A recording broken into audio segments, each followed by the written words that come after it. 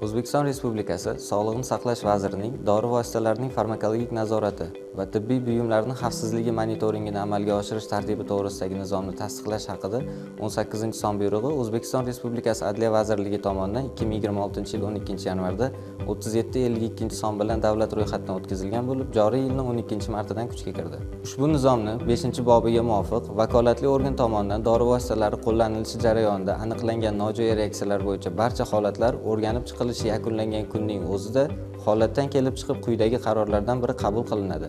Birinchi holatda nojo'ya reaksiyalar yo'riqnomada ko'rsatilgan klinik ahamiyati yengil va qisqa muddatli bo'lib, inson hayoti hamda sog'ligi uchun jiddiy xavf tug'dirmasa, dori vositasi farmakologik nazorat doirasida kuzatuvda qoldiriladi. Ikkinchi holatda nojo'ya reaksiya bilan dori vositasi o'rtasida sabab-oqibat bog'liqligi aniqlangan taqdirda dori vositasini qo'llash bo'yicha yo'riqnomaga o'zgartirish va qo'shimchalar kiritish tavsiya etiladi.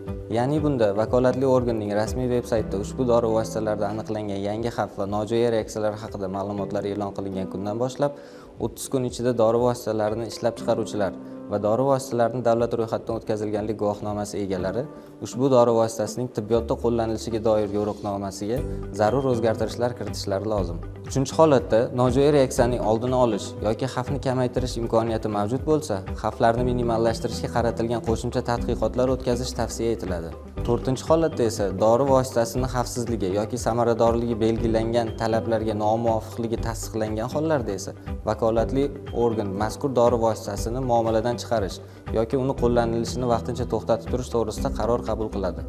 Har bir qaror dori vositalarini ishlab chiqaruvchilar va dori vositalarini davlat ro'yxatidan o'tkazilganlik guvohnomasi egalariga rasmiy tartibda yetkaziladi.